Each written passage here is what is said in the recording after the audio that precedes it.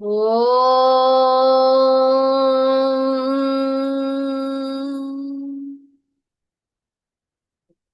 திருமூலரின் திருவடிகளை வணங்கி இந்த வகுப்பை தொடங்குவோம். இன்னைக்கு நம்ம 3ஆம் தந்திரம், அதுல ஒரு 6 தலைப்புகள் வரைக்கும் நம்ம பார்த்துட்டோம். ஏற்கனவே 1ஆம் தந்திரம் 2வது தந்திரம்லாம் முடிச்சுட்டு அது எல்லாத்தையும் ஒரு தடவை கேள்வி பதிலோட கேட்கும்போது தான் நம்ம திரும்ப ஒருக்க எல்லாத்தையும் யோசித்து பார்க்குறோம், என்ன சொல்லியிருக்காங்கங்கிறத உணர்றோம். அதுக்காக தான் இந்த கலந்துரையாடல். அந்த கேள்வி பதில்ல இது சரியான விடை தவறான விடை அப்படியெல்லாம் எதுவுமே கிடையாது. நம்ம எந்த அளவுக்கு புரிஞ்சிருக்கோம் அப்படிங்கிறத பார்க்கறதுக்காக தான் அந்த கேள்வி பதில். இன்னைக்கு நம்ம கேட்ட கேள்விகளுக்கு பதில் அளித்தவங்க எல்லாருக்கும் ஒரு நன்றி சொல்லி அவங்களுக்கு பாராட்ட தெரிவித்துக்கலாம். ஏன்னா எல்லாருக்குமே வணக்கம் வந்து பிரியா. வேலை இருக்கு. நம்ம நேத்து சாயந்தரம் கேள்வி அனுப்பி இன்னைக்கு உடனே பதில் கேட்டிருக்கோம். அதுவும் எல்லாம் சும்மா ஒரு வார்த்தையில டைப் பண்ணி அனுப்புற மாதிரியும் இல்ல. எல்லாருமே மெனக்கெட்டு ஒரு பேப்பர் எடுத்து பதில் எழுதி அதை போட்டோ எடுத்து எனக்கு அனுப்பியிருக்காங்க. ஸோ அவங்க எல்லாருக்குமே வந்து நன்றி. சுதா, பொற்கொடி, ஆனந்த் செல்வம், சிவகாமி சுந்தரி, ராஜேஸ்வரி, சிந்து, லிங்கேஸ்வரி, ராஜீவ் பெருமாள், சாந்தி, உமா, காமாட்சி, இந்த 11 பேரும் வந்து பதில் அனுப்பி இருந்தாங்க. எல்லாருமே ரொம்ப தெளிவா அவங்க என்ன உணர்ந்தாங்க அப்படிங்கிறத எழுதியிருக்காங்க. அது அவங்க எல்லாருமே வந்திருக்காங்க. அவங்களுடைய கருத்துக்களையும் நேர்லயும் சொல்லலாம். இப்ப நம்ம என்ன கேள்வி கேட்டிருந்தோம் அப்படின்னா, இந்த திருமந்திரம் மூலமா திருமூலர் வந்து என்ன சொல்ல நினைக்கிறாரு? அவர் என்ன சொல்ல வர்றாரு? அப்படிங்கிறத அவங்கவங்க புரிதலுக்கு ஏற்ற மாதிரி நாம வந்து எழுதியிருந்தோம். 2வது வந்து திருமூலர் சொல்லக்கூடிய இந்த உடலுக்கான பயிற்சி அப்படின்னு நாம எதை புரிஞ்சுக்கிட்டோம்? இப்போ என்ன கேட்டோம்னா, எனக்கு எது வரலையோ அத வந்து நான் செய்யணும் அப்படின்னு நெனைப்பேன்.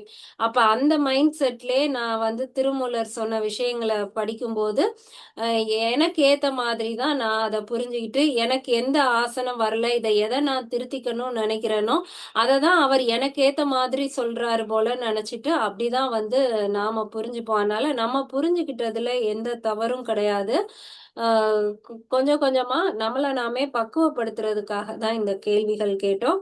3வது கேள்வி, சுவாச பயிற்சியா திருமூலர் என்ன சொல்றாரு? எப்படி பயிற்சி செய்யணும்னு சொல்றாரு?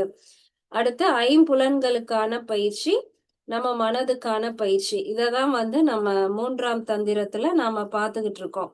அட்டாங்க யோகத்துல இயமம், நியமம் இது 2ம் நம்ம ஏற்கனவே பார்த்துட்டோம். கலந்துரையாடல்ல நம்ம அத பத்தியும் நம்ம பேசிட்டோம். அடுத்து ஆசனத்துல அவர் என்ன சொன்னாரு? பிராணாயாமத்துல என்ன சொன்னாங்க? பிரத்யாகாரம் என்ன?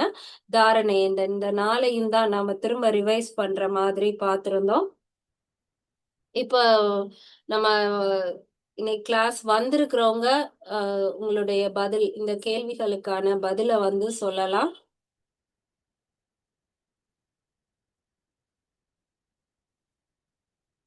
ஜான்சிகா சொல்லுங்கக்கா.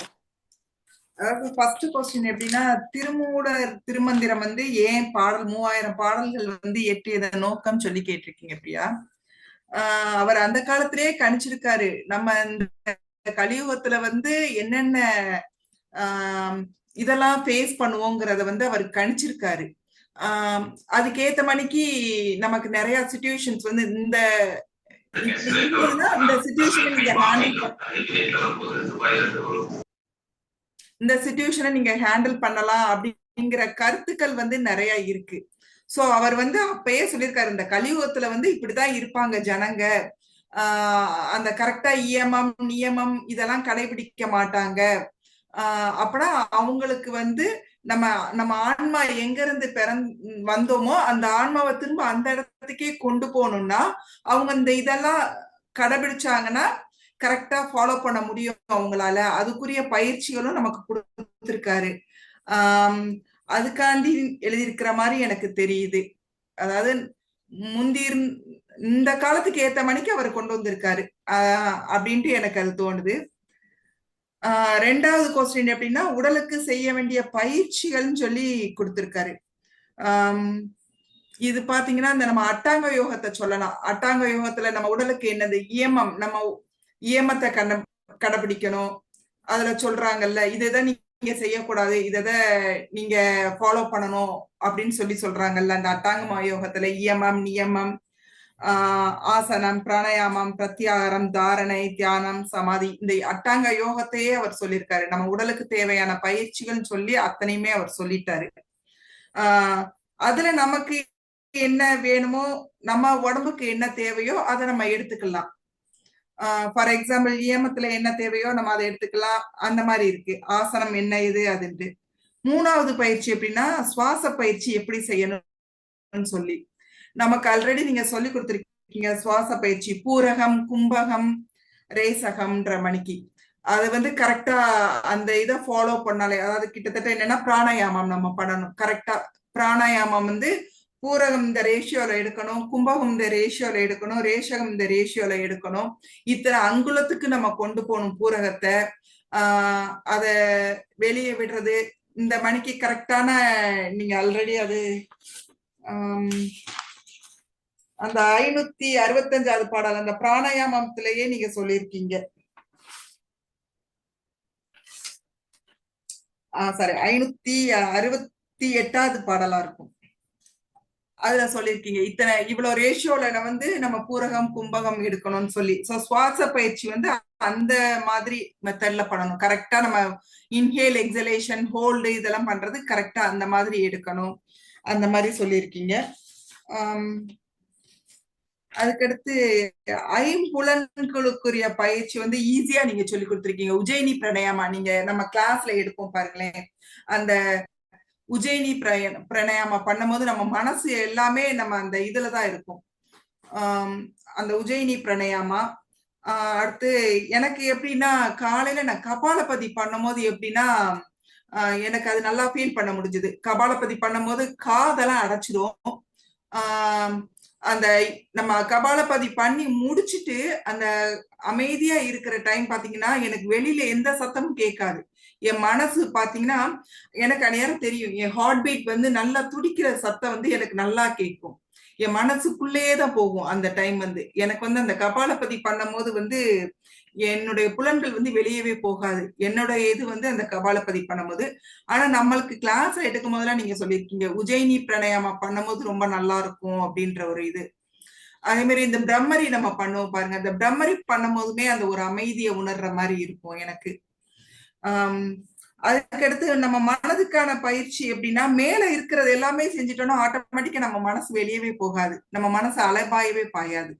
சோ இந்த மேல இருக்கிற அந்த 3 இதையும் நம்ம ரெகுலரா ஃபாலோ பண்ணிட்டு வந்தாலே நம்ம மனசை ஓரளவுக்கு கட்டுப்படுத்திடலாம். அந்த தாரணை பயிற்சி நம்ம கொண்டு வந்துடலாம். சோ முன்னாடி நம்ம பிராணாயாமா வரணும். பிராணாயாமா வந்துட்டு ஆசனம் இதெல்லாம் பண்ணும் போதே ஆட்டோமேட்டிக்கா நமக்கு அந்த தாரணை கிடைச்சிரும். அப்படியே மனசு வந்து அமைதியாயிரும். என்னுடைய கான்செப்ட் வந்து இப்படிதான் நான் ப்ரிப்பேர் பண்ணி வச்சிருந்தது. நன்றி ஜான்சிகா. நல்லா புரிதல சொல்லியிருக்கீங்கக்கா. மற்றவங்களுடைய கருத்துக்களையும் கேட்போம். பத்மினி மேம்.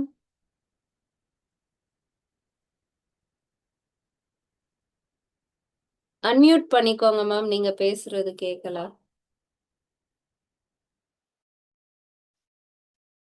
மூவாயிரம் பாடல்கள் நாம் சொல்லியிருக்கோம்ல, அதை வந்து நம்மளை உணர்ந்து நம்மளை வந்து அந்த நம்ம மேல அந்த ஈஸ்வர சக்தியை நம்ம உணரணும் அப்படின்னு அவர் சொல்ல எனக்கு நம்ம உள்ள நுழைஞ்சு ஈஸ்வரன் கிட்ட நம்ம சேரணும் அப்படின்னு எனக்கு சொன்னாங்க.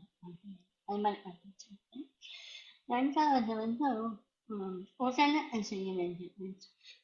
நம்ம மனசையும் நம்ம எல்லா ஐம்பலன்களையும் அடக்கினாலே நம்மளோட உடலுக்கும் அந்த பயிற்சி நமக்கு அந்த நிலை நமக்கு கிடைக்க ஆரம்பிச்சிடும் அப்படின்னு நான் அதுல உணர்ந்தேன். சுவாச பயிற்சி வந்து நம்ம மூச்சு ஆற்று வந்து நல்ல மேலே எழுப்பி வந்து சுவாசத்தை நித்தமா நம்ம பண்ணாலே நம்மள உள்ள இருக்கிற அந்த எல்லாம் வெளியில போய் நமக்கு நல்ல ஒரு எனர்ஜி உள்ள அந்த சுவாசத்துல நமக்கு நல்ல எனர்ஜி பாஸ் ஆகும் அப்படின்னு எனக்கு ஒரு ஃபீலிங் இருக்கு. அதான் ஐம்பலன்களும் அது ஐம்பலன்களை மனசும் அது இந்த மனசை அடக்கணும். நம்ம மனசை அடக்கி இத பயிற்சி எல்லாம் பண்ணோம்னாலே ஈஸ்வரனை சென்று அடைஞ்சிடலாம், நம்மளால முடியும் அப்படிங்கிற ஒரு இது வந்து மனசு. நான் சொன்னது புரிஞ்சுதாமா? புரியுதுமா. ம்ஹும். ஆஹ் ஆசனம் பிராணாயாமம்னு தனித்தனியாலாம் நம்ம பயிற்சி பண்ண வேண்டாம். ஐம்புலன்களையும் நாம அடக்குனா அதுவே நம்ம உடலுக்கு, மனதுக்கு, சுவாசத்துக்கு அனைத்துக்குமான பயிற்சியாவே முடிஞ்சிரும்னு சொன்னீங்க. ரொம்ப அருமையான கருத்துமா. நன்றிமா. அடுத்து யார் சொல்ல விரும்புறீங்க? ராஜி சொல்லுங்க ராஜி.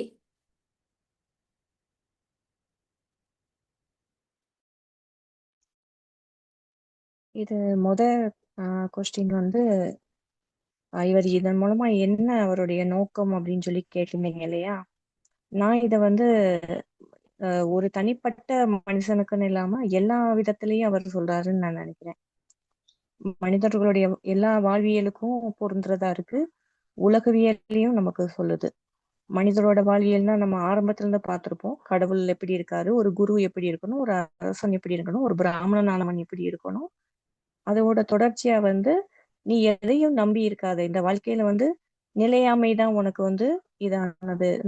செல்வம் நிலையற்றது, மெய்யானது நிலையற்றது, இளமை நிலையற்றது, உன்னுடைய மெய் உடல் எதுவுமே நிலையற்றது அப்படின்றது இது பண்ணி, அதுக்கு அடுத்த நிலையில வந்து ஒரு உயிரானது எப்படி தோன்றுன்னு ஒரு அண்டா ஒரு சின்ன ஒரு கரு இது உருவாகுறதுல இருந்து அது எப்படி உருப்பட்டு அது என்னென்ன வழிகள் எல்லாம் வந்து அந்த ஆன்மா அந்த கர்ம வினைகள் மூலமா அந்த ஆன்மா எப்படி கலக்குது, எப்படி ஒரு கரு உருவாகுது, இவ்வளோ விளக்கங்களை சொல்லி அதுக்கப்புறம் வந்து நம்ம இதெல்லாம் எதனால எதுக்காக, அப்ப எல்லாமே வந்து அந்த கடவுளை போய் எப்படி அடையிறது, எப்படி அந்த கடவுள் ஒன்னை எப்படி பார்த்துட்டு இருக்காரு, இப்படி எல்லாம் சொல்றது வந்து நம்ம அந்த கடவுளை அடையிறதுக்கு மட்டும் இல்ல, அந்த நெறிப்படுத்தப்பட்ட வழிகள்ல போறதுக்கு இவர் சொல்றாரு அப்படின்னு நான் நினைக்கிறேன்.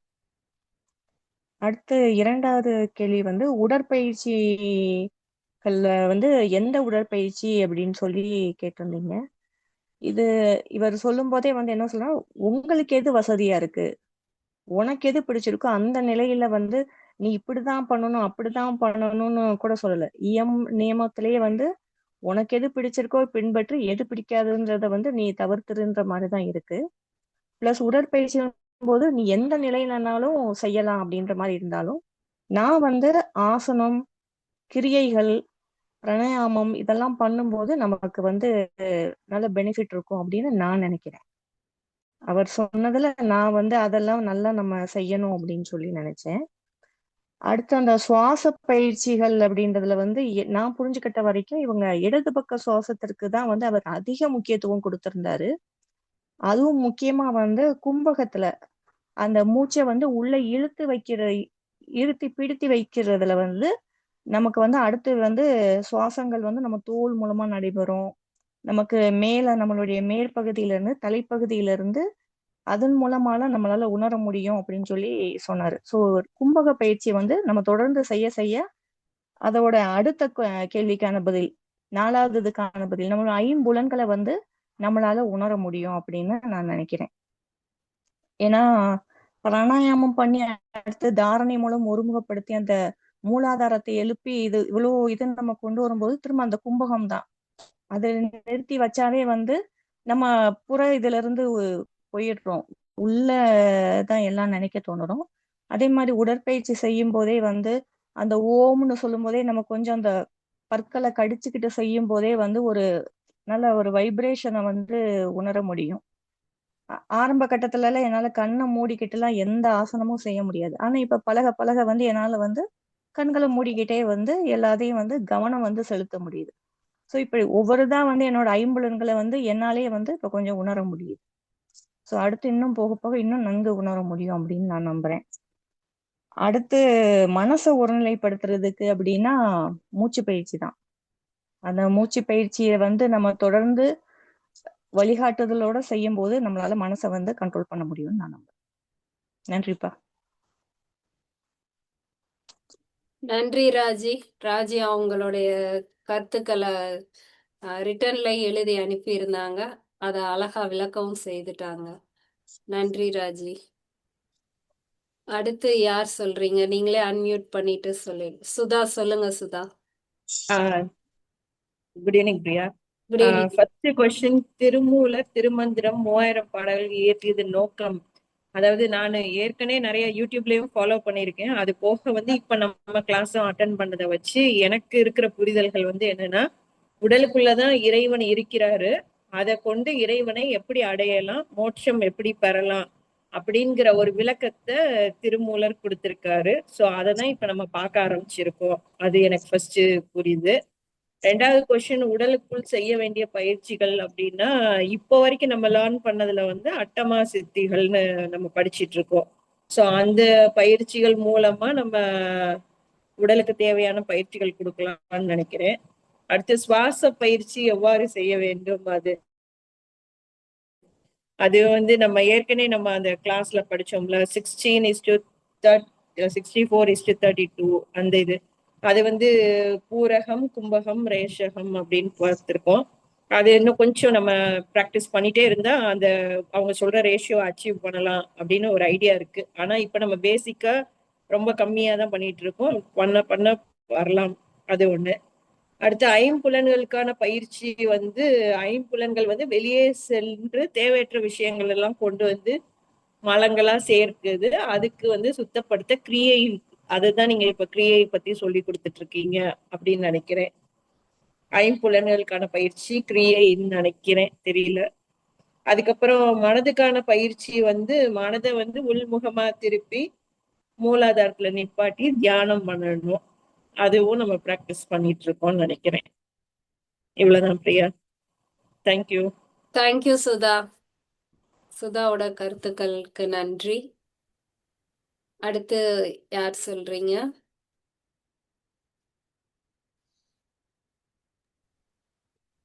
சிவகாமி சுந்தரி மேம். சொல்லுங்க மேம். மியூட் பண்ணிட்டீங்க திரும்ப. சிவகாமி சொல்லுங்க மேம். கேக்குது. வணக்கம். இப்போ அந்த நோக்கம் என்ன அப்படின்னா, நம்மளுக்குள்ள அந்த ஆன்மாக்குள்ள நம்மளுக்குள்ளேயே அந்த இறைவன் இருக்கிறாங்கிறது தெரியல.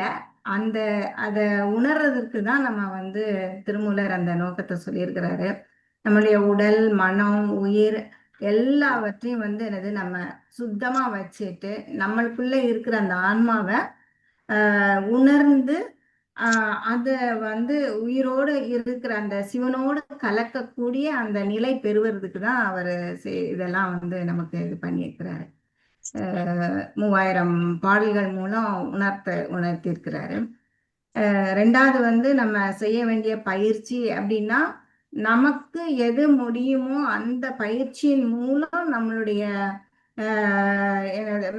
எண்ணங்களை அங்கங்க சிதற விடாம ஒரு நிலைப்படுத்தினாலே நமக்கு ஒரு உடல் பயிற்சி மாதிரியே தான் இருக்கும். நம்மளுடைய மன அழுத்தம் இல்லாம, ஒரு ஸ்ட்ரெஸ் இல்லாம, பயம் இல்லாம இருக்கணும் அப்படின்னா தியானம் பண்ணலாம், இல்லைன்னா பிராணாயாமம் பண்ணலாம், இல்லைன்னா யோகாசனம். அவங்கவுங்களுக்கு என்னென்ன இதுல அவங்கள இது படுத்த முடியுமோ அதை நம்ம இது பண்ணிக்கலாம். அதே மாதிரி உணவுலையும் சில கட்டுப்பாடுகள் இருந்தா அந்த அந்த உடலுக்கு அதுவே ஒரு பயிற்சியாகவும் இருக்கும். நமக்கு அந்த உள்ளுறுப்புகளும் நமக்கு நல்லா இருந்தா தானே நம்ம இதுவா இருக்க முடியும். அந்த நோக்கத்திலையும் அந்த திருமூலர் அந்த உணவு பழக்கத்திலையும் சொல்லியிருக்கிறாரு.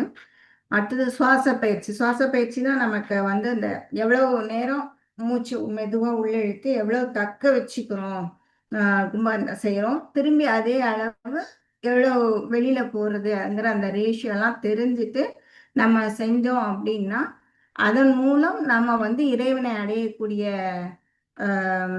வழிமுறைகளும் தெரிஞ்சுக்கலாம். நம்ம அந்த மூலாதாரத்தினுடைய அந்த நம்ம என்ன சொல்ல அந்த உச்சந்தலையில இது பண்றோம் இல்லையா, அந்த மேல இருந்து அந்த இறைவனை பார்க்கக்கூடிய அந்த வழிமுறைகளை நமக்கு இது பண்ணிக்கலாம். அந்த நிலைக்கு நம்ம வந்துடுவோம் அந்த மாதிரி இது பண்ண பயிற்சி பண்ணா. அடுத்து ஐம்புலன் அப்படிங்கிறது நம்ம அந்த நம்மளுடைய கண், காது, மூக்கு, அந்த தொடு உணர்வு அந்த அத்தனையும் கட்டுப்படுத்தி நம்ம வெளியில உள்ள சுற்றுச்சூழல்ல மனசெல்லாம் அலைப்படாம ஒரு நிலைப்படுத்தணும். ஒரு நிலைப்படுத்திட்டா நமக்கு வந்து நம்ம அந்த இறைவனுடைய திருவடியை அடையக்கூடிய அந்த நிலையை நம்ம வந்து என்ன செஞ்சிடலாம், அடையலாம். மனம் பக்குவப்படுறதுக்கு இந்த ஐம்புலன்களையும் நம்ம வந்து என்ன செய்யணும், கட்டுப்பாடுக்கு கொண்டு வரணும். அது அடுத்தது மனப்பயிற்சி. மனப்பயிற்சிங்கிறது தியானம் பண்ணலாம். தியானத்தினால நம்ம வந்து மனசை வந்து ஒரு நிலைப்படுத்தி அமைதியான ஒரு இறைவனுடைய திருவடிகளை அடையறதுக்கோ இல்லை மற்றபடி நம்மளுடைய ஒரு சாந்த நிலை அடையறதுக்கோ அந்த தியானம் செய்யலாம். சில பேர் மந்திர ஜபம் கூட செய்வாங்க. அந்த ஜபத்தினால அந்த உச்சாடனம் செய்யும் போது அந்த வைப்ரேஷன் உடம்பு ஃபுல்லா அந்த வைப்ரேஷன் ஆகும்போது நமக்கே ஒரு உத்வேகம் கிடைக்கும், ஒரு ஊக்கம் கிடைக்கும்.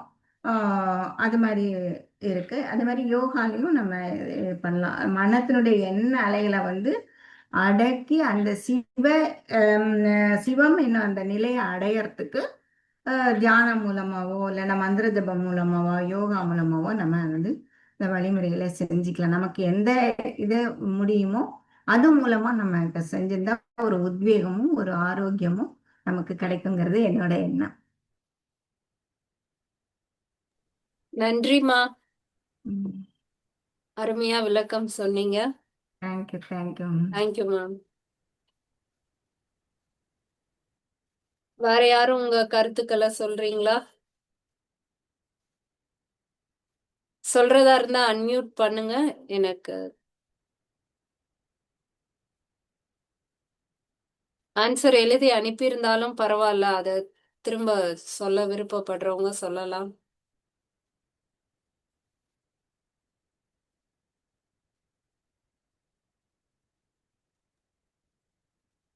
வணக்கம் பிரியா மேடம்.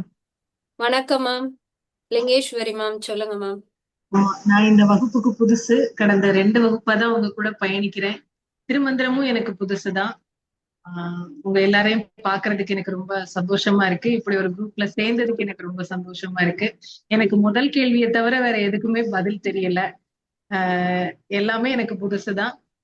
முதல் கேள்விக்கு நான் என்ன நினைக்கிறேன்னா, 84 லட்சம் யோனி பேதங்கள்ல ஆகச்சிறந்த படைப்பு வந்து இந்த மனித படைப்பு. அதுலயும் கூன் குருடு செவிடி இல்லாம நமக்கு ஒரு வாய்ப்பு கிடைச்சிருக்குங்கிறது ஒரு பெரிய பெரிய வாய்ப்பு. சோ இத வந்து நம்ம 12 திருமுறைகள்ல தாதை தாதை தன் மூத்தப்பன், நம்மளோட அப்பா அப்பாவுக்கு அப்பா அவங்களுக்கு அப்பான்னு 7 ஜென்மத்துக்கு முன்னாடி உள்ளவங்க பண்ண புண்ணியத்தினாலதான் நமக்கு இப்படி ஒரு பிறவி, மனித பிறவி, அதுவும் கூன் குருடு செவிடி இல்லாத ஒரு பிறவி. அந்த பிறவிய இந்த உடம்ப வச்சு நம்ம தகுந்த முறையில அத கடவுளோட திருவடிய, அந்த பேரண்ட நாயகனோட திருவடியை அடையிறதுக்கு வந்து நம்ம முயற்சி பண்ணணும். அந்த முயற்சிகள் எந்தெந்த வழியில எல்லாம் பண்ணலாம் அப்படிங்கறது திருமூலர் திருமந்திரத்துல சொல்லியிருக்காரு. அப்படிங்கறத சமீபத்துலதான் நான் தெரிஞ்சுக்கிட்டேன். நம்ம வெறும் திருமந்திரம் மட்டும் படிச்சு அங்க போயிட முடியுமானா எனக்கு ரொம்ப சந்தேகமா இருக்கு. ஆனா இப்படி ஒரு அடியார் கூட்டத்துல சேர்ந்து உங்களை மாதிரியான ஒரு ஒத்த கருத்துள்ள ஒரு நல்ல டீமோட குரூப்போட பயணிக்கும் போது அந்த நம்பிக்கை வந்திருக்கு, நம்மளாலையும் முடியும், இவங்களோட சேர்ந்து நம்மளும் திருமந்திரத்தை படிச்சிடலாம், ஐயா சொல்லி இருக்கிறத நம்மளும் முயற்சி பண்ணி பார்க்கலாம். எவ்வளவு பெரிய புண்ணியம் பண்ணியிருந்தா இப்படி ஒரு பிறவியும், இந்த பிறவியில திருமந்திரத்தை நம்ம உள்வாங்கிக்க கூடிய ஒரு அறிவும், அதே ஒத்த உணர்வுள்ள சக மனுஷங்களோட பயணிக்கக்கூடிய ஒரு வாய்ப்பும் நமக்கு கிடைச்சிருக்கும் அப்படின்னு நினைச்சு அந்த இறைவனுக்கு என்னோட கோடானு கோடி நன்றியை சமர்ப்பிக்கிறேன். இந்த குரூப்ல என்னை இணைச்சுக்கிட்டதுக்கு உங்களுக்கும் என்னுடைய நன்றியை சமர்ப்பிக்கிறேன். அதுக்கு அடுத்து இருக்கக்கூடிய எந்த கேள்விக்கும் பதில் சொல்றதுக்கு எனக்கு தெரியவும் இல்லை, அதுக்கு எனக்கு தகுதியும் இல்லை. போக போக மெல்ல மெல்ல எல்லாத்தையும் கத்துக்கிட்டு மேபி அடுத்த செஷன்ல இன்னும் ஆக்டிவா பார்ட்டிசிபேட் பண்ணுவேன்னு நினைக்கிறேன். Thank you so much. நன்றி லிங்கேஸ்வரி, ரொம்ப அழகா சொன்னீங்க. நிறைய இதுல பேசியிருக்கீங்களோ, பிசுறு இல்லாம அப்படியே ஒண்ணு போல பேசுறீங்க. நான் இன்ஜினியரிங் காலேஜ்ல அசிஸ்டன்ட் ப்ரொஃபஸரா ஒர்க் பண்ணிருக்கேன். அதனால கொஞ்சம் பேச்சு அந்த டீச்சரா வேலை பார்த்ததுனால வருதுன்னு நினைக்கிறேன். அது தெரியுது. நன்றி நன்றி நன்றி லிங்கேஸ்வரி. எப்படி மேம் அனுப்பி இருந்தாங்க? அவங்க பெரியோரை துணைக்கோடல் அதுல இருந்து நான் இதில் சேர்ந்தேன். அதனால எனக்கு திருமூலர் இது சரியா தெரியல அப்படிங்கிற மாதிரி சொல்லியிருக்காங்க. சுவாச பயிற்சி பலவிதம் சொல்லியிருக்காங்க எனக்கு அப்படின்னு சொல்லியிருக்காங்க. ஆஹ் மனதை ஒருநிலைப்படுத்துவதற்கு பிராணயாமம், பிரத்யாகாரம், தாரணை, சிவகாமி சுந்தரி மேம் அவங்க இதிலேயே ஷேர் பண்ணிட்டாங்க. சிந்து எழுதியிருந்தது திருமூலர் திருமந்திரத்துக்கான காரணம் நம் வாழ்க்கை தத்துவங்களை எளிமையாக நமக்கு புரிய வைத்து யோகங்கள் மற்றும் பயிற்சிகள் பல விளக்கி இறையுடன் நம்மை அழைத்து சென்று ஞானம் அடைய வைப்பதே திருமந்திரத்தின் நோக்கமாகும். உடலுக்கு செய்ய வேண்டிய பயிற்சிகள் நம் உடல் ஆரோக்கியமாக வைத்துக்கொள்ள யோகாசனம், பிராணயாமம், பிரத்யாகாரம், தாரணை, தியானம் செய்ய வேண்டும்.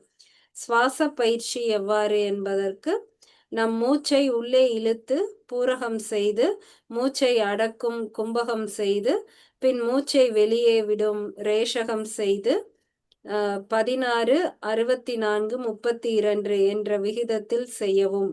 இதுவே சுவாச பயிற்சி ஆகும்.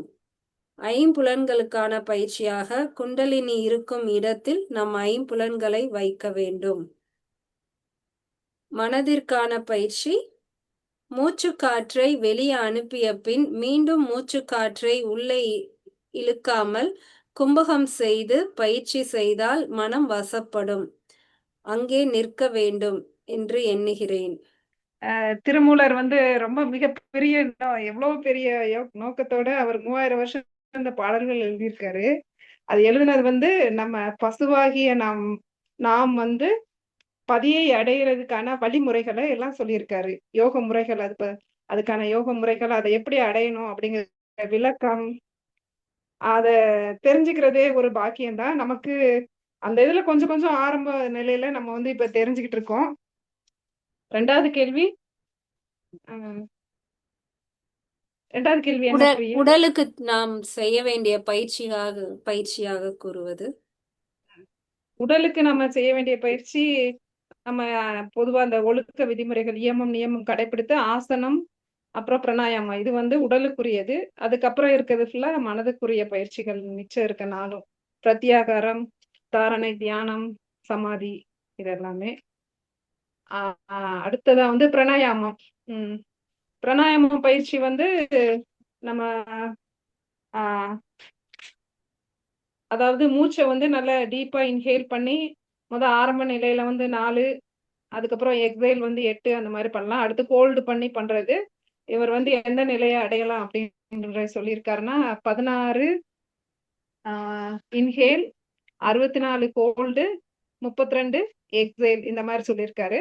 அதுக்கு முன்னாடி இந்த கபாலபதி பிராணாயாமம் இது செய்யறப்ப என்ன ஆகுனா உடம்புல உள்ள அந்த கழிவுகள், கபம், இதெல்லாம் வெளியே ஏற்றுறதுக்கு கபாலபதி பிராணாயாமம் செய்யணும் அப்படிங்கிற மாதிரி சொல்லியிருக்காங்க. அது ஒரு கிரியா. அடுத்ததான் 4வது கேள்வி, மனதுக்கான ஐம்புலன்களுக்கான பயிற்சி. ஐம்புலன்களுக்கான பயிற்சி பிரத்யாகாரம். பிரத்யாகாரம் பண்றப்ப நமக்கு என்னன்னா, நம்ம எப்பயுமே நம்ம ஐம்புலன்கள் மூலமாவே வெளியில இருக்க உலகத்தை நம்ம அதுல இருந்து தெரிஞ்சுக்கிறோம், கத்துக்கிறோம்.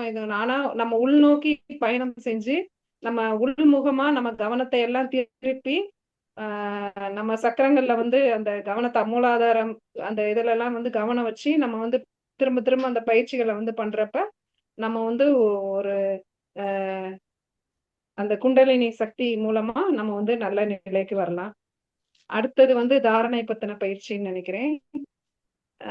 தாரணை அது கீழே இருக்கக்கூடிய அந்த குண்டலினி சக்தியை மேல எழுப்பி மேல இருக்கக்கூடிய அந்த வாழைக்குமரி அப்படிங்கிற பெண் சக்தியோட இணைத்து அதுக்கு என்ன பயிற்சி பண்ணணும் அப்படின்னு சொல்லியிருக்காருன்னா, பந்தம், மூலாதார பந்தம், தியான பந்தம், ஜலாந்திர பந்தம், இதெல்லாம் சேர்த்து ஒரே மகாபந்தம் அப்படிங்கிறத பண்ணி அந்த உள்ள இருக்க காற்றை வெளியே விடாம அந்த பயிற்சி பண்றப்ப நமக்கு நல்ல அந்த மேல இருக்கக்கூடிய சகசிரார சக்கரம் ஆக்டிவேட் ஆகி உள்ள அந்த அமிர்தம் வந்து சுரக்கும் அப்படிங்கறத வந்து சொல்லி.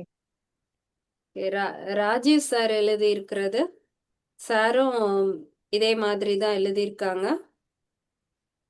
நம் கண்ணில் பார்க்கும் உலகம் எப்படியானது, நிலையற்றது என்பதை தொடங்கி இறைவனை நோக்கும் உள்ளத்தை பயணத்தை எதற்காக, ஏன் செய்ய வேண்டும் மற்றும் எப்படியான வழிமுறைகள் என்ன என்பதை வகுத்து அருளி உள்ளார். உடலுக்கான பயிற்சி சாரும் வந்து அந்த இயமம் நியமம் அதையெல்லாம் கடைபிடிக்கிறது மூலமா இந்த உடலுக்கான பயிற்சியா சொல்லியிருக்காங்க.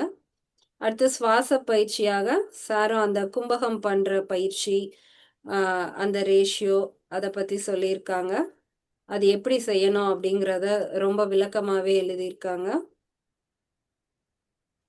அடுத்து கண் பயிற்சி, நம்ம அந்த கிரியைகள் பத்தி எழுதியிருக்காங்க. இதெல்லாம் ஐம்புலன்களுக்கான பயிற்சி. இதுக்கு வந்து ஐம்புலன்களை அடக்கினாலே நம்மளுடைய மனம் அமைதி பெறும், அதுவே மனதுக்கான பயிற்சி அப்படின்னு சொல்லி சார் எழுதியிருக்காங்க. அதுக்கப்புறம் இன்னொருத்தவங்க காமாட்சி மேம் எழுதியிருக்காங்க. காமாட்சி மேம் அட்டன் பண்ணியிருக்காங்க, அவங்களுடைய பதிலையும் வாசித்துடுறேன். அவங்க திருமூலருடைய விளக்கம் வந்து சைவ சித்தாந்தம், ஆன்மீக வழிகாட்டுதல், வாழ்வியல் நெறி, மருத்துவம், இது எல்லாமே திருமூலருடைய இந்த பாடல்கள்ல இருக்கு. எப்படியெல்லாம் நம்ம வாழணுங்கிறத சொல்லியிருக்காங்க. உடலுக்கான பயிற்சி வந்து 8 நிலைகளா அட்டாங்க யோகத்தை வந்து விளக்கமா எழுதியிருக்காங்க. அடுத்து சுவாச பயிற்சியில அந்த பூரகம், ரேஷகம், கும்பகம் அதெல்லாம் செய்யணும்னு திருமூலர் சொல்லியிருக்காங்கன்னு விளக்கம் கொடுத்துருக்காங்க. ஐம்புலன்களுக்கான பயிற்சி மனதால் கட்டுப்படுத்த வேண்டும் அப்படின்னு சொல்லி, ஐம்புலன்களுக்கான பயிற்சி நம்மளுடைய மனம் மூலமா ஐம்புலன்களையும் உள்ள செலுத்த வேண்டும் அப்படின்னு எழுதியிருக்காங்க. மனதிற்கான பயிற்சி நம் உடம்பில் உள்ள 10 வித முக்கியமான 5 வாயுக்களை பிராணயாம முறைப்படி கட்டுப்படுத்துதல். அந்த தச வாயுக்களையும் கட்டுப்படுத்துறது மூலமா நம்மளுடைய மனதை வந்து நம்மளால கட்டுப்படுத்த முடியும் அப்படின்னு சொல்லி விளக்கியிருக்காங்க. ஓரளவு எழுதி இருந்த எல்லாருடைய கருத்துக்களையும் வாசித்துட்டேன். வாய்ஸ் மெசேஜா அனுப்பியிருந்தாங்க, அதை அப்புறமா நம்ம ஷேர் பண்ணிக்கலாம். மேடம் சொல்லுங்க சார். வணக்கம், நாகராஜன் பேசுறேன். சொல்லுங்க சார். மேடம், இது கேள்வி கேட்டீங்களே, திருமூலரோட பாட்டு வந்து 3000 திருமந்திரத்துல வந்து அவங்க மெயினா சொல்றது வந்து, அவர் சொல்றது வந்து சைவ ஆகமங்களோட சாரம் மூலமா தமிழ்ல தான் சொல்லியிருக்காரு. கரெக்டா தொகுத்துருக்காரு. கரெக்டா 28 ஆகமங்களா 9 சாரமா 9 தந்திரமா கொடுத்துருக்காரு. அது மெயின். இதை வச்சுதான், தமிழை வச்சுதான் அவர் எல்லாமே சொல்லியிருக்காரு. யோகம், மந்திரம், தத்துவமா சொல்லியிருக்காரு, ஒன்னொன்னாமும் விளக்கமா கொடுத்துருக்காரு. அதே மாதிரி தமிழை வச்சுதான் இந்த ஆன்மீக அறிவை வந்து அவர் எல்லாரும் தெரிஞ்சுக்கிறதுக்காக, இது அவரோட நோக்கமே அதான். அவர் என்ன தெரிஞ்சுக்கிட்டாரோ அதை எல்லாரும் கத்துக்கணுங்கிறதுக்காக இதை எழுதி வச்சிருக்காரு. அதுதான் முக்கியமா ஒண்ணு. யான் பெற்ற இன்பம் பெருக இவ்வையகம் சொல்லியிருக்காங்கல்ல, அதேதான். அந்த கோட்பாடு தான் மெயினா. ஆமா, இது அது வந்து ஞானம். அவருக்கு என்ன கிடைச்சதோ அந்த ஞானத்தை வந்து மக்கள் எல்லாருக்கும் வந்து பகிர்ந்துக்கிறாரு. அத தமிழ் சொல் மொழி மூலமா சரியா முந்தி எழுதியிருக்காங்கல்ல, தமிழ்ல இலக்கணம் படிச்சவங்க இருக்காங்கல்ல, அவங்க சொல்ற மாதிரியே கரெக்டா செஞ்சிருக்காரு அதை. ஆமா, இதுதான் மேடம் அந்த முதல் கேள்வி. இரண்டாவது கேள்வி வந்து அந்த கண் பயிற்சியை பத்தி சொல்றாரு. மெயினா அந்த திராடகம்லாம் பண்றோம்ல, அது என்னென்னலாம் பண்றோம், எப்படி பண்றோம் அப்படின்னு சார் முன்னாடி சொல்லியிருந்தார்ல, அதான் அது கரெக்டா பண்ணிக்கிட்டே இருக்கணும் அப்படிங்கிறாரு. அதே மாதிரி சூரிய நமஸ்காரம், அந்த சூரிய ஒளி மூலமா எப்படி சுவாசம் பண்றோம், அதை பத்திலாம் நல்லா சொல்றாரு தெளிவா. ஆமா. அது வந்து உடம்பை வளர்க்கும் உபாயம் அறிந்தேன், உடம்பை வளர்த்தேன், உயிர் வளர்த்தேனே அப்படிங்கிறதான் அந்த கான்செப்ட் தான் ஃபுல்லா அடிப்படை. அது மூலமா சொல்றாரு ஒன்னா நாம. பிராணாயாமத்தை பத்தி ரொம்ப டீட்டெயிலா சொல்றாரு, 1 by 1 எப்படி நீங்க சுவாசம் பண்ணணும், எதுக்காக நீங்க சுவாசம் பண்றீங்க, எதுக்கு வாழ்றோம், எல்லாத்தையும் பத்தி உள்ள இழுக்கிறதுல இருந்து வெளியே விடுறதுல இருந்து எல்லாத்தையும் சொல்றாரு. எப்படி கட்டுப்படுத்தணும் அப்படிங்கிறத பத்தி சொல்றாரு. மெயினா சீராக்குறது மனசை, இது மூலமா நம்ம மனசை வந்து ஒருநிலைப்படுத்தி சீராக்குறது தான் மெயினா சொல்றாரு. ஆமா. இது ஃபுல்லாவே பிராணாயாமத்துல வந்துடும். ஆமா. அதுக்கு அடுத்த கேள்வி அந்த ஐம்புலன்களை பத்தி. ஐம்புலன்கள் இது நம்ம கண்ணு, காது, மூக்கு, வாயு, உடல், அதுல வர்ற எல்லாத்தையுமே வந்து ஒன்னொன்னா சொல்றது வந்து கண்ணுக்கு நாம என்னத்தை நல்ல விஷயத்த என்ன செய்யணும், என்னத்தை பார்க்கணும், என்னத்தை பார்க்க கூடாது, அதை நீ எல்லாமே நம்ம மனசை புரிஞ்சுதான் அது எல்லாமே நம்ம மனசுக்குள்ள போகுது. தியானம் மூலமா எப்படி கட்டுப்படுத்துறது, கண்ணை மூடி திறக்கிறது, 1 by 1 என்னென்ன நல்ல விஷயங்களை நாம எப்படி நினைக்கிறது. ஆமா. காது மூலமா என்னென்னலாம் கேட்கிறோம், என்னென்ன விஷயத்த இது தியானம் மூலமா எப்படி கொண்டு வர்றது, என்ன சுவாசம் மூலமும் அதே மாதிரிதான், அதை பத்தியும் நல்லா சொல்றாரு. நம்ம பேசுறதையும் எப்படி இனிமையா பேசுறது, என்ன பொய் பேசக்கூடாது, கோவப்படக்கூடாது, என்ன அந்த மாதிரி ஒவ்வொரு விஷயத்தையும் தெளிவா சொல்றாரு. ஆமா. அதே மாதிரி உடலை வந்து தூய்மையா வச்சுக்கணும், எப்படி தியானம் மூலமா தான் வச்சுக்க முடியும், மனசை கட்டுப்படுத்துறது, என்ன இறைவனை நோக்கி இருக்கிறது.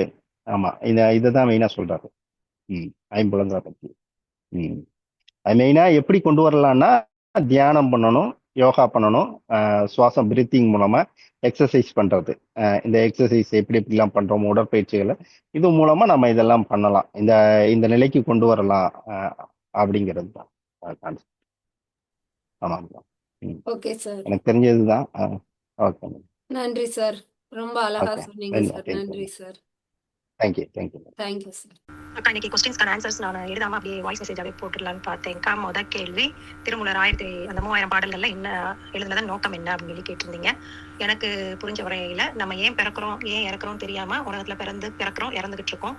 அது எதனால் நம்ம பிறக்கிறோம், நம்ம பிறந்து நம்ம என்ன செய்யணும், எதை நோக்கி நம்ம போகணும், நம்ம இறப்பு எந்த மாதிரி முடியணும் அப்படின்றத நம்மளுக்கு தெரிய வைக்கிறதுக்காகவும், அந்த பிறப்புல இருந்து இறப்பு நோக்கி நம்ம அந்த முக்தின்ற நிலைக்கு போறதுக்கு நம்மளை எப்படி தயார் பண்ணணும், அதற்கான வழி என்ன, அதற்கான பயிற்சிகள் என்ன, அதுக்கு நம்ம உடல்நலன்கள் எப்படி இருக்கணும், அதற்காக நம்ம உடலை எப்படி பயிற்சி பண்ணணும், எந்த மாதிரி விஷயங்களை கடைபிடிக்கணும் அப்படின்ற எல்லா விஷயத்தையும் சொல்லி நம்மளை அடுத்த நிலைக்கு கொண்டு போய் பிறக்கிறோம் இறக்குறோம் இல்லாம நம்ம பிறந்ததோட அர்த்தத்தை நம்மளுக்கு புரிய வச்சு அந்த நம்ம இறக்கும் தருவாயில எந்த மாதிரி மனநிலையோட நம்ம இறக்கணும், நம்ம உடல் எந்த மாதிரி இருக்கணும் அப்படின்றத சொல்லி நம்மளை புரிய வைக்கிறதுக்காக எழுதப்பட்ட பாட்டை நான் நினைக்கிறேன்.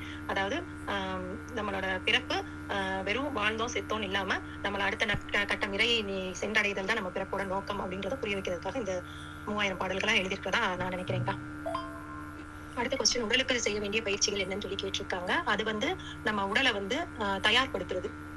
நம்ம அடுத்த நிலைக்கு போனா நம்ம உடலை சரியான ஆரோக்கியத்தோட வச்சுக்கணும். அதுக்கு வந்து நம்ம ஆசன பயிற்சி ரொம்ப முக்கியம். அந்த ஆசனம்ன்றது நம்ம வந்து பெரிய பெரிய ஆசனம் செஞ்சு பயங்கரமா இருக்கணும் அந்த மாதிரிலாம் கிடையாது. தலைகீழ நிக்கணும், ஷோல்டர் ஸ்ட்ரென்த் பண்ணணும், கஷ்டப்பட்டு ஒரு காலில் நிக்கணும், அந்த மாதிரி எல்லாம் கிடையாது. எந்த ஒரு ஆசனம் செஞ்சாலும் அதுல சுகமா திடமா இருந்து மன உறுதியோட எவ்வளவு நேரம் செஞ்சாலும் நம்ம உடல் வந்து சந்தோஷமா அது செய்யறது ரொம்ப நல்லது. அந்த பயிற்சிக்கு நம்ம உடலை பழக்கணும். எந்த ஒரு பொசிஷன்ல சாதாரண பத்மாசனத்துல நம்ம உட்கார்ந்தாலுமே ஒரு 5 hours 6 hours உட்கார்ந்தாலும் நம்ம எந்த வித அசைவும் இல்லாம சந்தோஷமா அதே நிலையில முதல்ல உட்காரும் போது எந்த மாதிரி உடல் நமக்கு வலி இல்லாம ஒரு சுகமா இருந்ததோ அதே மாதிரி நம்ம எவ்வளவு நேரம் உட்கார்ந்தாலும் அதே சுகத்தோட எந்த பொசிஷன்ல நம்ம ஆசன பொசிஷன்ல இருந்தாலும் அதே அளவு நம்ம உடல் பக்குவமா அதே மாதிரியே இருந்தா அதே சுகத்தோட இருந்துச்சுன்னா அந்த பயிற்சி நல்லது. அதுதான் உடலுக்கு தர பயிற்சின்னு நான் நினைக்கிறேன். சுவாச பயிற்சி எப்படி பண்ணணும் அப்படின்றது கேட்டிருக்கீங்க. அடுத்து இந்த சுவாச பயிற்சின்றது வந்து நம்ம நல்லா இடது நாசி வலது நாசியை நல்லா கிளீன் பண்ணிட்டு அதுக்கப்புறம் நல்லா உடல் முழுவதும் அடி வயிற்று பகுதியிலிருந்து தலைப்பகுதி வரை நல்லா கபாலபதி செய்து நல்லா அந்த கிரியை செய்து நல்லா கிளீன் பண்ணிட்டு நல்ல சம்பளங்கால் போட்டு அதாவது பத்மாசனம் போட்ட போது பந்தம் நடக்கணும். மூல பந்தம் தானாவே நடக்கும். அதுக்கப்புறம் பூரகம், கும்பகம், ரேஷகம் பண்ணணும். அதோட அளவு எப்படின்னா பூரகம் வந்து 16 மாத்திரை அளவுனா கும்பகம் வந்து 64 மாத்திரை அளவு, ரேஷகம் வந்து 32 மாத்திரை அளவு. இது கும்பகம் பண்ணும்போது நம்ம உடல் வந்து பந்தத்துல இருக்கணும். மூலபந்தம், உடியான பந்தம், ஜலந்திர பந்தம், அந்த பந்தத்துல நம்ம உடல் இருக்கணும். கும்பகம் பண்ணும்போது 32 அதாவது 1:4:2 அப்படின்ற ரேஷியோல நம்ம பயிற்சி பண்றது நல்லது.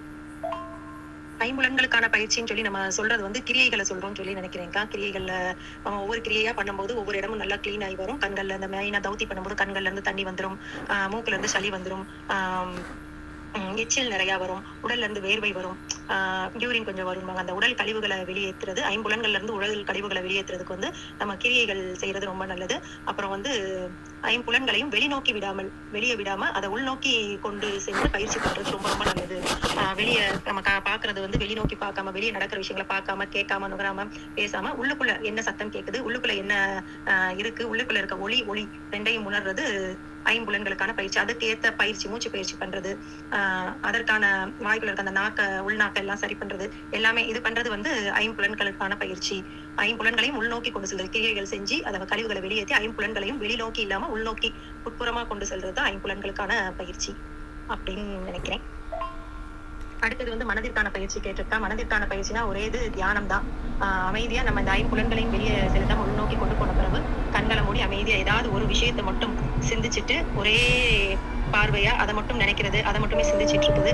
அதுக்கப்புறம் லாஸ்ட் அந்த ஒரு விஷயத்தையும் மறந்து தியான நிலைக்கு செல்லுறது, அதை மனசை அமைதிப்படுத்துறது தான் கடைசியா பண்ணணும் அப்படின்னு நினைக்கிறேன்.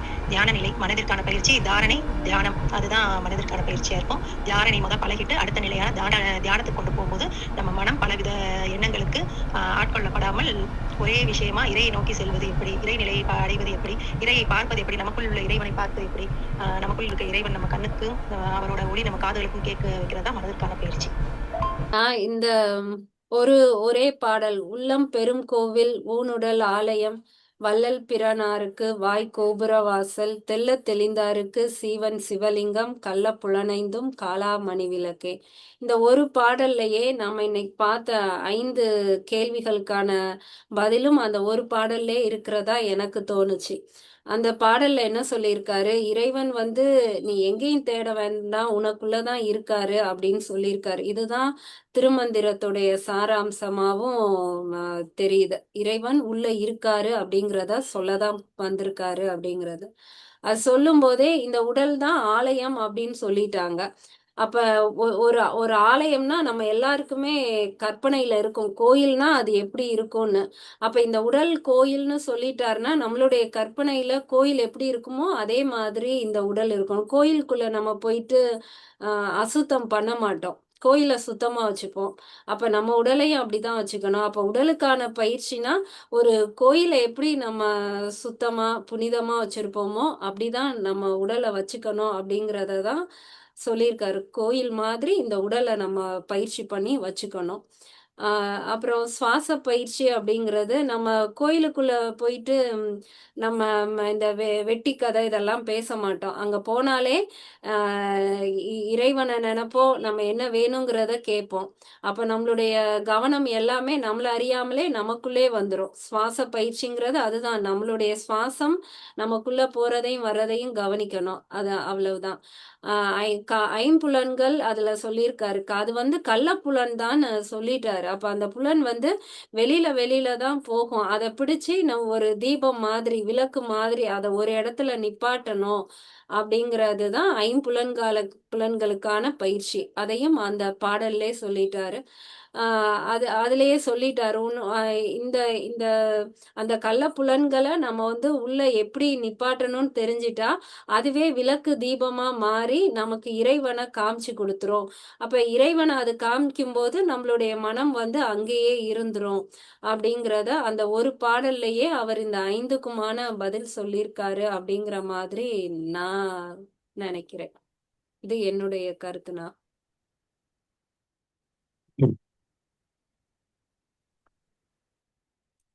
ஹலோ,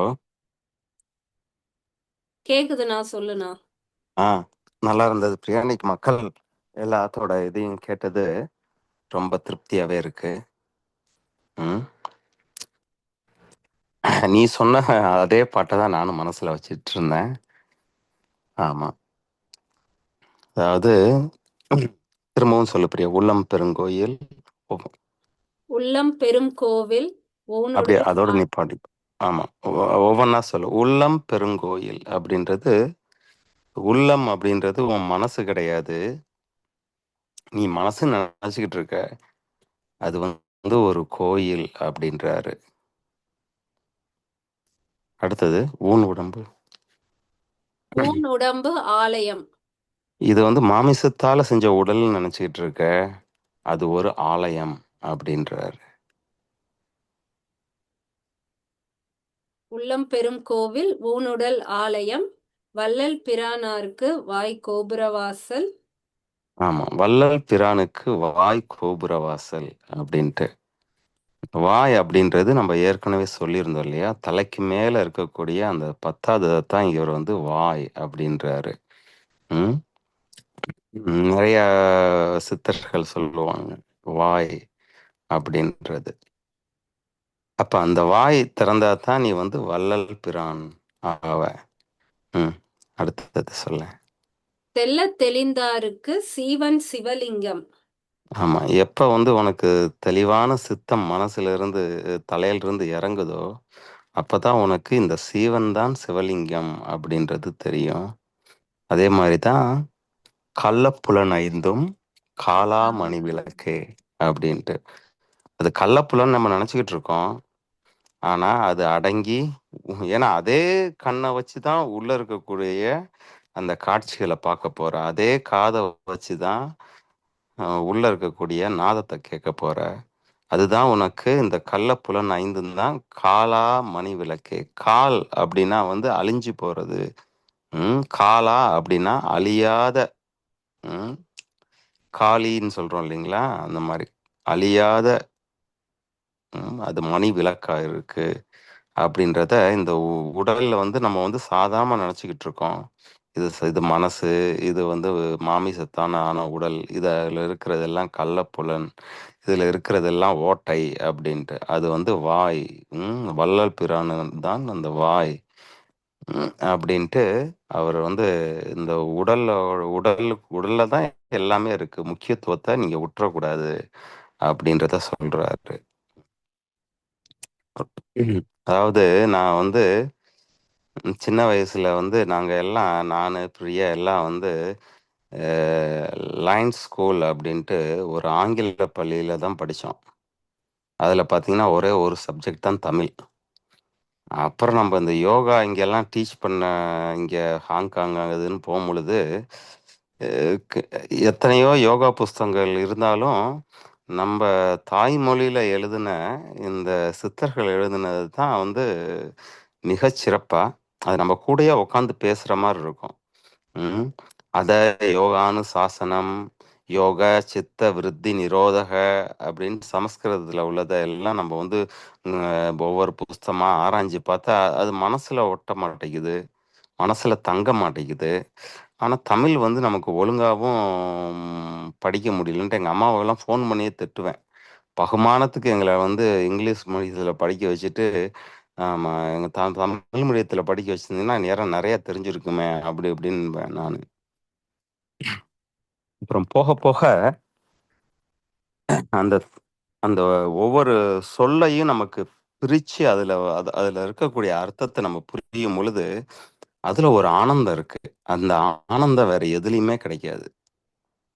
அதாவது நம்மளுடைய முன்னோர்கள் நம்ம தாய்மொழியில என்ன சொல்லியிருக்காங்க அப்படின்றத அந்த வார்த்தைகள் மூலமா அந்த சொல்ல வந்து இதோட வேர்ச்சொல், அதாவது எத்திமாலஜின்னு சொல்லுவாங்க. இந்த வேர்ச்சொல் இது வந்து எதுல இருந்து வந்திருக்கும், இதெல்லாம் படிக்க படிக்க வந்து அப்படியே உடம்பே புல்லரிக்கிறது. வேற எந்த இதுலயுமே நமக்கு இந்த ஒரு ஆனந்தம் கிடைக்காது. அதான் திருமூலரே சொல்லியிருப்பார்ல, என்னை நல்லா படிச்சதுக்கு காரணமே தமிழை ஒழுங்கா செய்யணுன்றதுக்காகத்தான் அப்படின்ற மாதிரி. அதுவும் திருமூலரோட ஒரு நோக்கமா தான் இருக்கணும். இந்த ஞானம் உனக்கு கிடைக்குதோ கிடைக்கலையோ, இந்த தாய்மொழியான இந்த தமிழ்ல இருக்கக்கூடிய சொல்ல நீ இது பண்ணும் பொழுது உனக்கு ஒரு ஆனந்தம் கிடைக்கும். அதுவும் அவரோட நோக்கமா இருக்கத்தான் செய்யும் நினைக்கிறேன். சரிங்களா? இந்த வந்து பிரியா வந்து ஒரு விளையாட்டா ஆரம்பிச்சா அப்படின்ற மாதிரி தான் எனக்கு தோணுச்சு. சரி 3000 பாட்டையுமா முடிக்க போற, சரி கொஞ்ச நாள் பார்ப்பாங்க, அதுக்கப்புறம் வேற என்னத்தையா பேசுவாங்கன்ட்டு. ஆனா இதை வந்து அப்படியே ஒரு நூல் பிடிச்ச மாதிரி அப்படியே விடாது நம்ம அப்படியே வந்துகிட்டு இருக்கோம். ஒரு 9 பேர்ல ஆரம்பிச்சது இன்னைக்கு வந்து ஏகப்பட்ட பேர் வந்து யூடியூப்லேயும் பார்க்குறாங்க, இது பண்ணுறாங்க. நம்மளால சக்தி இருக்கிற வரைக்கும் நம்ம வந்து தொடரலாம். அதே மாதிரி சில பேர் இது நல்லா உணர்ந்து சொன்னாங்க இன்னைக்கு. இந்த உடல் மனதை தாண்டி நம்ம உணர்வை வந்து கொஞ்சம் பெருக்கணும். உணர்வை வந்து அதிகப்படுத்தணும்.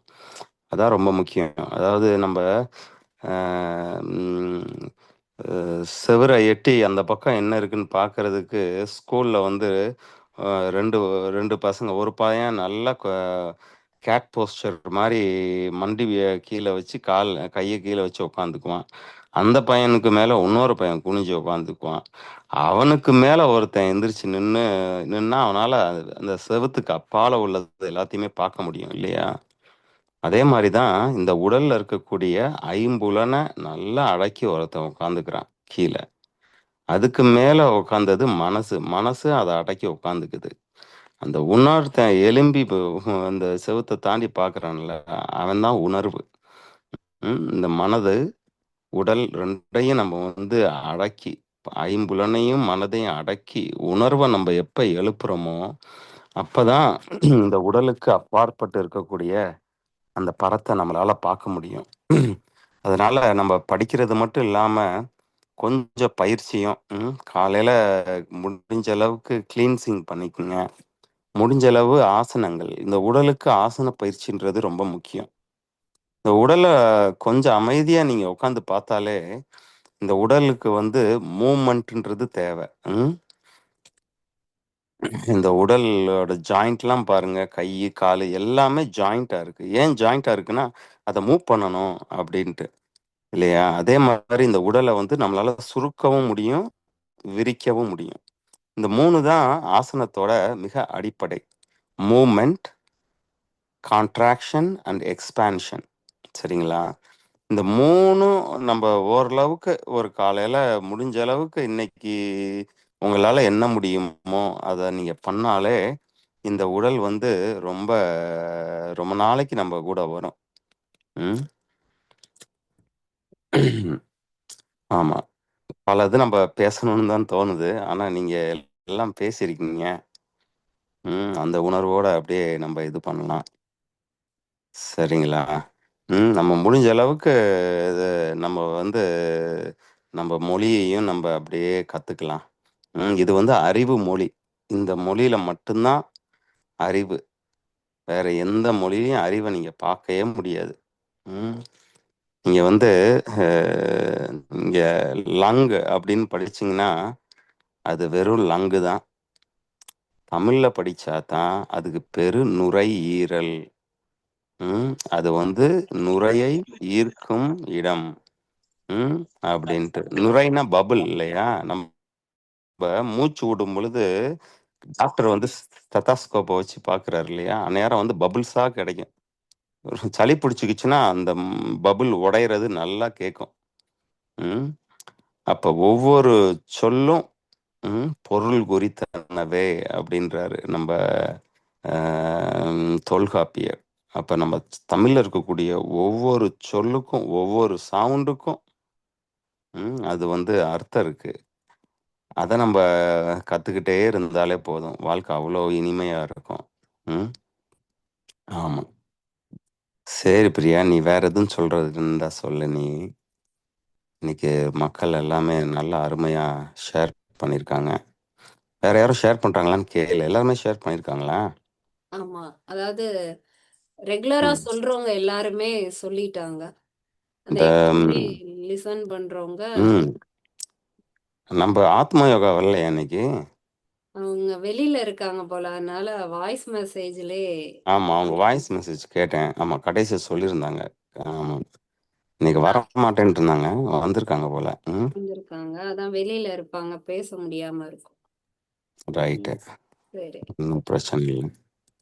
இப்ப எல்லாருமே அவங்களுடைய கருத்துக்களை பகிர்ந்தாலும் எல்லாருடைய மனசுலயும் அதுக்கு 1 மார்க் கொஸ்டின் மாதிரி ஷார்ப்பா ஒரு ஆன்சரை வந்து எல்லாருமே எதிர்பார்ப்பாங்க.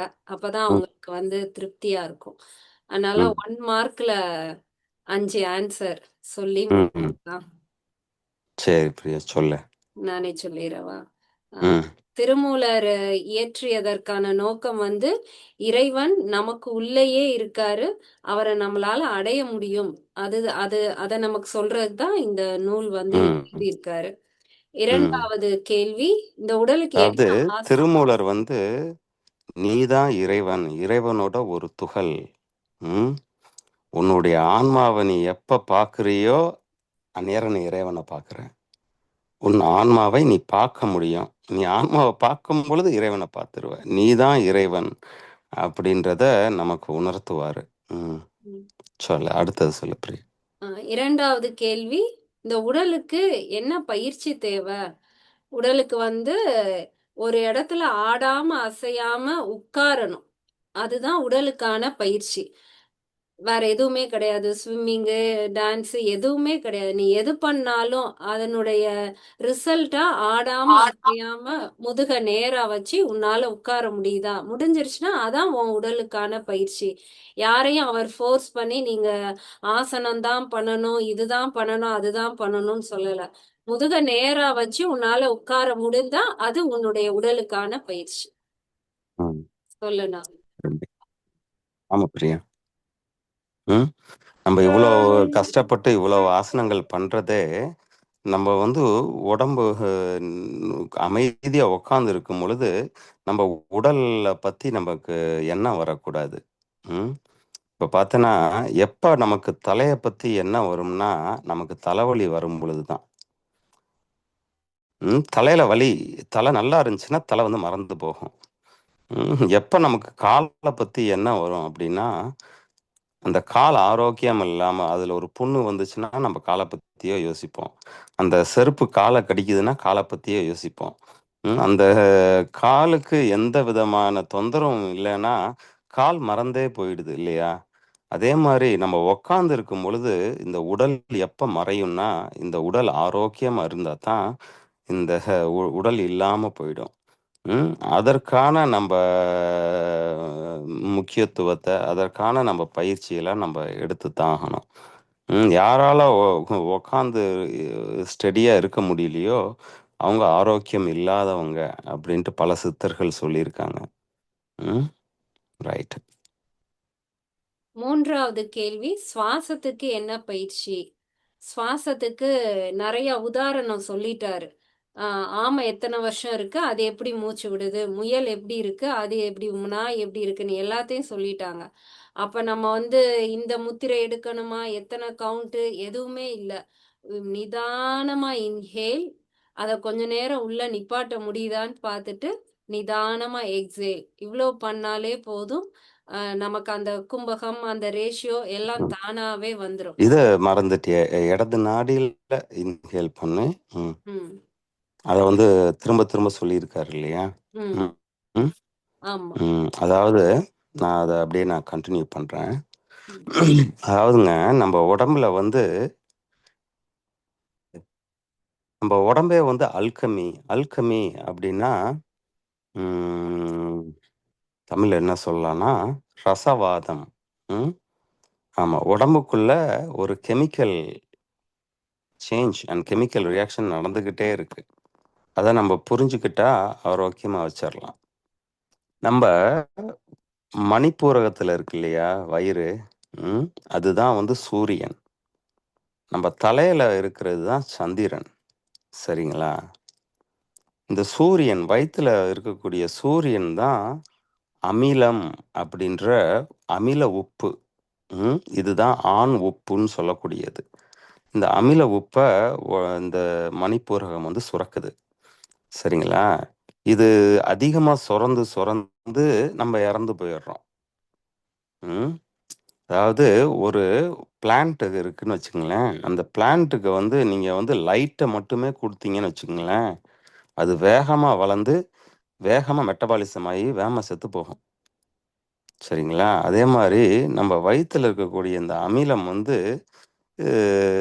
அதான் வந்து அந்த சூரியனுடைய ஆண் உப்பு, ஆசிட்.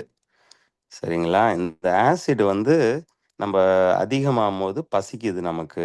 இந்த ஆசிட் அதிகமாகும் பொழுது தான் நமக்கு கோபம் வருது.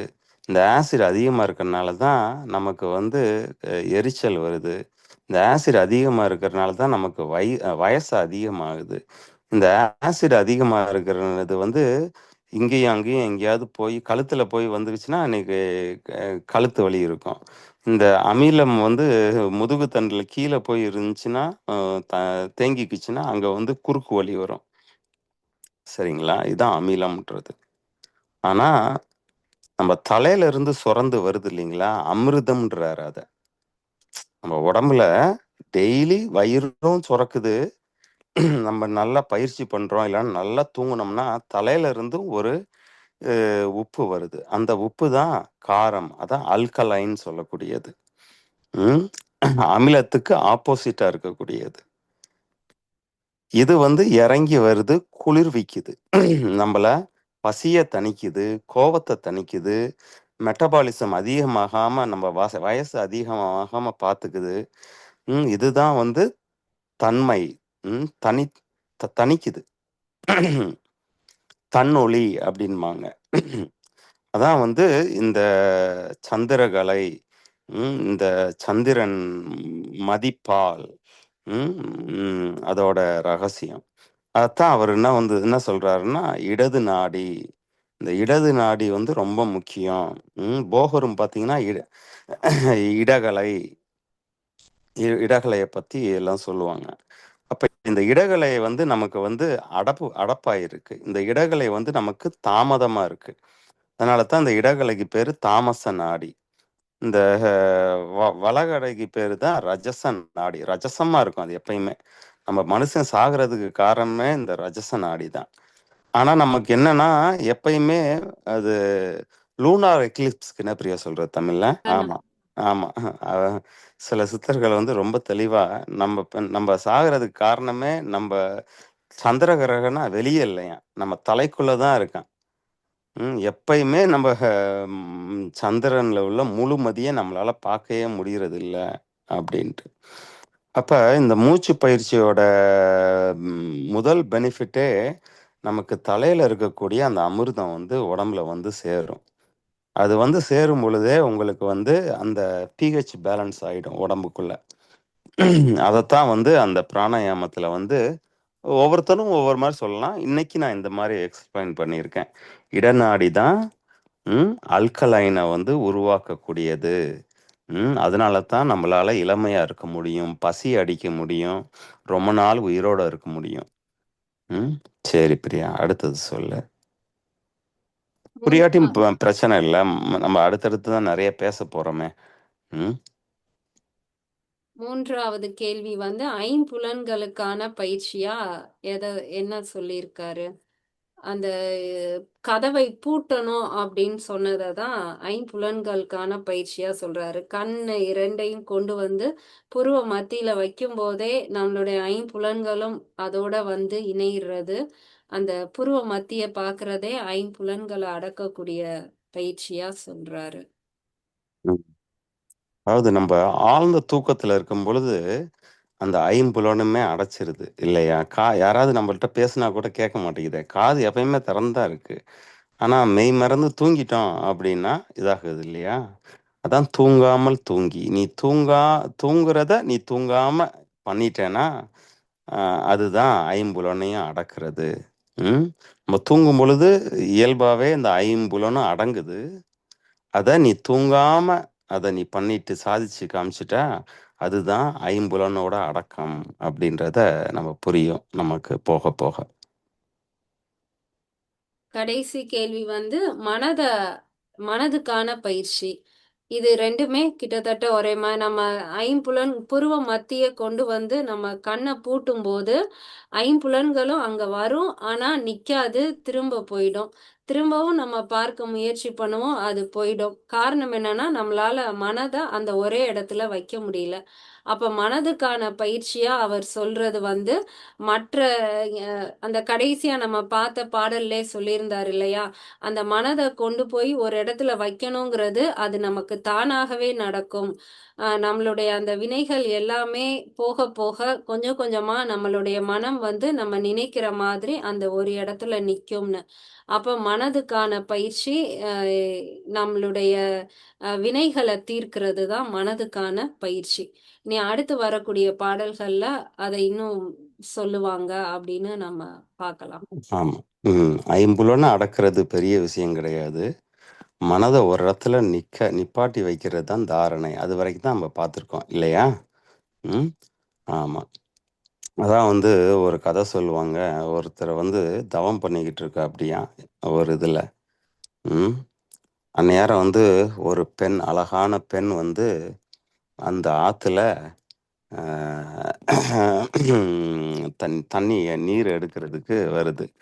அது பார்த்தீங்கன்னா நல்லா சலங்கை கட்டிக்கிட்டு நல்ல மல்லிகைப்பூவும் கனகாம்பரப்பூவையும் சேர்த்து வச்சுக்கிட்டு அது ஜம்முன்ட்டு அவ்வளோ அழகா வந்து எடுக்குது. அதை அப்படியே பார்த்துக்கிட்டு மெய் மறந்து உக்காந்துட்டு இருக்காரு. அப்புறம் திடீர்னு உள்ள இருந்து வருது, ஏய் நீ என்ன பண்ணிக்கிட்டு இருக்க அப்படின்ட்டு. அந்த அம்மா டெய்லி வருது. அவர் வந்து இந்த இதை அடக்கணும்ன்ட்டு என்ன பண்ணிக்கிறாரு, கண்ணை கட்டி உக்காந்துருக்காரு. கண்ணை கட்டி உக்காந்துட்டு அடுத்த நாள் தவம் பண்ணியிருக்காரு. நேரம் பார்த்தா அந்த சலங்க சத்தம்.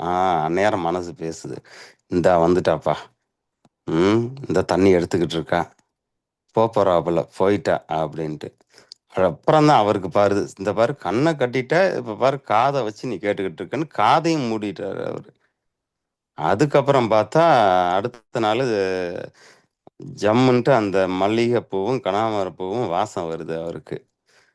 இந்த வந்துட்டா, இந்த வாடை ரொம்ப தூரம் தள்ளி போயிடுச்சே, ஆமா தண்ணி எடுத்துட்டு போயிட்டா போல அப்படின்ட்டு. அதுக்கப்புறம் தான் உணர்றாரு, சரி நம்ம மூக்கையும் இது பண்ணுன்ட்டு அந்த மூக்கையும் நல்லா அடைச்சிடுறாரு. அடைச்சிட்டு அடுத்த நாள் உட்காரும் பொழுதுதான் தெரியுது, மனசு சொல்லுதான் இந்த டயத்துக்கு அவன் வந்துருவாளே அப்படின்ட்டு. அப்புறம்தான் உணர்றாராம், இந்த புலனை மட்டும் நம்ம அடக்கக்கூடாது, நமக்கு முக்கியமானது இந்த மனதையும் நம்ம ஒரு இடத்துல போய் அடக்கணும் அப்படின்றது. அதான் கடைசியா அவன் உணர்றது.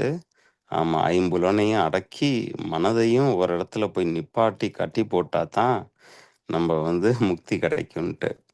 அப்படி ஒரு கதை ஒன்று சொல்லுவாங்க. அது பெரிய கதை. அது சிறுசா 3 தான் மட்டும் வச்சு சுருக்கி சொல்லியாச்சு. ஆமா, இனிமேல் போக போக வந்து அவர் ஃபுல்லா மனது அதை பத்தி தான் பேசுவாருன்னு நினைக்கிறேன். அந்த தியானம் அதெல்லாம் ஓரளவு மேலோட்டமா பார்த்தா அப்படித்தான் இருக்கு. பார்ப்போம். சரி பிரியா, ரொம்ப நிறைவா இருக்கு. மேற்கொண்டு போய்கிட்டே இருங்க. ஆமா, சில நேரம் நைட் எனக்கு கிளாஸ் வகுப்பு இருந்தால் என்னால் வர முடியாது. இருந்தாலும் கண்டினியூ பண்ணிக்கிட்டே இருங்க. நான் சில நேரம் பழையதையும் நான் திரும்பவும் யூடியூப்ல கேட்கறது உண்டு. ஆமா, சில இதெல்லாம் வந்து இப்போ நம்மளே வந்து ஃபியூச்சர்ல நம்மளே ரெஃபரன்ஸ் எடுத்துக்கலாம். மைதிலி வேற எனக்கு ஒரு வாய்ஸ் மெசேஜ் அனுப்பிச்சிருந்தாங்க, இதை கண்டினியூவாக பண்ணுங்க, பின்னாடி நிறைய பேருக்கு யூஸ் ஆகும், ரெஃபர் பண்ணுவாங்க அப்படின்ட்டு. இங்கே நான் டீச் பண்ணும் பொழுதும் அப்படிதான் நான் நினச்சி டீச் பண்ணுறது. இப்போ இருக்கக்கூடிய ஸ்டூடெண்ட்ஸ் மட்டும் நம்ம ஸ்டூடெண்ட்ஸ் கிடையாது, இனிமேல் வருங்காலத்தில் நம்ம இல்லாட்டியும் நமக்கு ஸ்டூடெண்ட்ஸ் இருப்பாங்க அப்படின்றதுனால நம்ம உசாரம் நம்ம வந்து டீச் பண்ணணும்னு நினச்சி தான் டீச் பண்ணுறது. ஆமாம், அதே மாதிரி தான் இந்த யூடியூப்ல உள்ளது வருங்கால யோகத்தை ஞானத்தை தேடுறவங்களுக்கும் பயனுள்ளதாக இருக்கும்னு நினைக்கிறோம். சரி சரி பிரியா, நீ வந்து கன்க்ளூட் பண்ணு. ஓகே, இப்போ நம்ம அடுத்த வகுப்புல தியானம் வந்து தொடரலாம். அடுத்து இதே மாதிரி ஒரு சில வகுப்புகள் முடிந்ததுக்கு அப்புறம் திரும்ப இதே மாதிரி ஒரு கேள்வி பதில் வந்து கேட்போம். ஏன்னா இப்போ நிறைய பேர் வந்து கிளாஸ் அப்படி கவனிச்சுட்டு போயிடுறோம். இன்னைக்கு கேள்வி கேட்ட பிறகு பதில் அனுப்பலைனாலும் இதுக்கு பதில் என்னவா இருக்கும்னு சொல்லி யோசித்து கட்டாயம் அவங்க வந்து சிந்திச்சிருப்பாங்க. அதுவே வந்து நமக்கு வந்து அடுத்த நிலை நம்ம உயர்றதுக்கான ஒரு சின்ன விஷயம்தான். அதனால நம்ம ஆன்சர் பண்ணலைனாலும் பரவாயில்ல, கேள்வி பதில் நமக்குள்ளேயே கேட்டுக்கிறதுக்கு முயற்சி பண்ணுவோம். இப்போ கிளாஸை முடிச்சுக்கலாம்.